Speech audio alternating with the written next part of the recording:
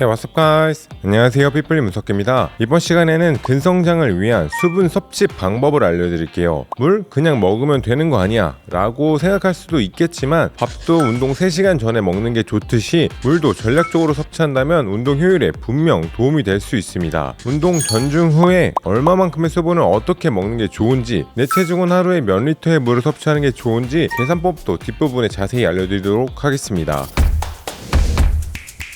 먼저 이해를 돕기 위해서 물이 얼마나 우리 몸에서 중요한지를 알려드릴게요. 우리 신체는 무려 60% 정도가 물, 즉 수분으로 구성되어 있습니다. 불투명한 물이라기보다는 대부분의 수분은 빨간 혈액 속에 들어있다고 생각하시면 좋습니다. 우리가 가슴 운동을 한다면 가슴 근육이 시간이 갈수록 점점 커지는 펌핑 효과를 느낄 수 있는데, 이런 게 전부 수분, 즉 혈액이 모이면서 일시적으로 커지는 현상입니다. 만약 수분이 부족할 경우 혈류 흐름이 순탄치 못해 영양소를 제때 공급하지 못하고 펌핑감도 현저하게 줄어들게 됩니다. 정신력으로 물을 안 먹고 운동을 한다고 해도 운동 후 혈액으로부터 영양과 무기질 공급을 원활하게 받지 못해 충분한 회복을 할 수가 없어 근성장이 아닌 근손실이 일어날 수도 있습니다. 다이어트 측면에서도 수분이 부족하면 체지방 연소 속도가 현저하게 느려집니다. 특히 탈수 상태가 오래 지속됐다면 갈증이 나도 뇌에서는 물이 부족한 게 아니라 배고픔으로 착각하여 평소보다 더 많은 음식을 찾게 될 수도 있습니다. 이렇게 체내 수분이 중요하기 때문에 우리 몸에서는 삼투압을 감지하는 특정 수용체, 항이뇨 호르몬과 신장의 피드백 기전에 의해 최적의 수분 상태를 유지하도록 항상 노력합니다. 특히나 운동할 때 수분 섭취가 더욱 더 중요한 이유는, 운동은 과도하게 근육이 쓰이며 많은 에너지를 소비하게 되고 심부 온도가 뜨거워지며 열 생산이 활발해지기 때문입니다. 그만큼 심부 온도를 낮추고 열 손실량을 늘려서 운동 퍼포먼스를 유지하기 위한 수분의 역할이 정말 매우 중요합니다. 예를 들면 축구 선수가 전반전 45분을 뛸 경우 약 10도의 열 생산이 이루어집니다.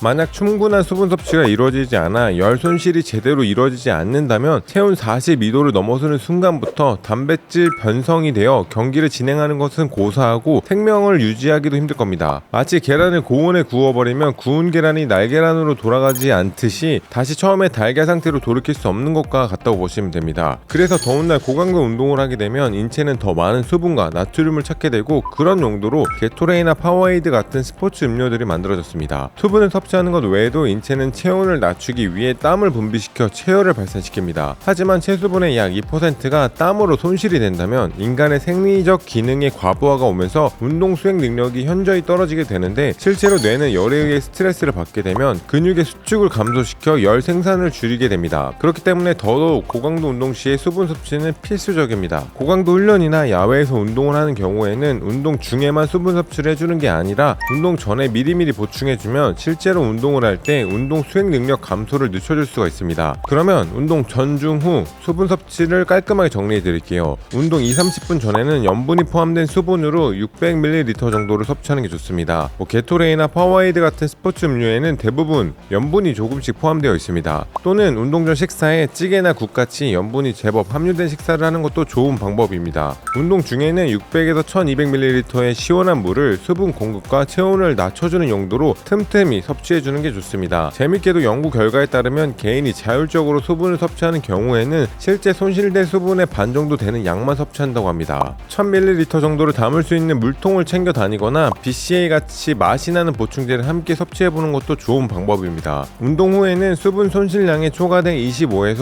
50%의 수분은 소변으로 빠져나갈 것을 감안해서 120에서 150%의 수분을 빠르게 공급해주는 게 좋습니다. 예를 들면 운동 전 70kg의 남성이 운동 후 체중이 1.4kg가량 손실되었다면 운동 후에 최소 1.7L의 수분을 더 보충해주는 게 좋습니다. 하지만 갑작스럽게 물을 벌컥벌컥 많이 마시는 것은 체의 균형을 깨트리는 행위이기 때문에 운동 전중 후에 천천히 꾸준하게 조금씩 자주 섭취해주는 게 포인트입니다. 하루에 어느 정도의 수분을 섭취하는 게 좋을지에 대해서는 운동량과 종목, 기저질환, 계절, 땀, 손실량 등에 따라 정말 다르지만 본인 체중의 30ml로 곱해보세요. 나의 체중이 70kg라면 30ml를 곱해서 하루에 2.1L의 수분이 섭취되면 충분합니다. 사람마다 운동 시 땀으로 손실되는 양이 다르지만 앞서 말씀드렸듯이 운동 전 체중과 운동 후 체중 차이가 2% 이내가 될 수 있게끔 운동 중에 음수량을 조절해주는 게 좋습니다. 이 부분은 개인마다 조금씩 다르기 때문에 기록을 통해 좀 꼭 체크해 보시는 것을 추천해 드리겠습니다. 정리해 보자면 운동 전 최소 600ml의 수분을 미리 마셔주는 게 좋습니다. 운동 중 갈증을 느꼈다면 이미 조금 늦은 감이 있습니다. 틈틈이 마시는 습관을 들여보시면 보시고 운동 후 탄수화물과 단백질을 채우는 것도 좋지만 고갈된 수분을 회복시켜주는 것도 정말 중요하니 꼭 챙겨 드시는 걸 추천드리겠습니다. 고강도 운동이 2시간 이상 지속되는 등 경우에 따라 스포츠 음료 같은 포도당 전해진 용액을 채우는 것도 아주 좋은 방법입니다. 물 마시는 게 습관이 되지 않는 분들,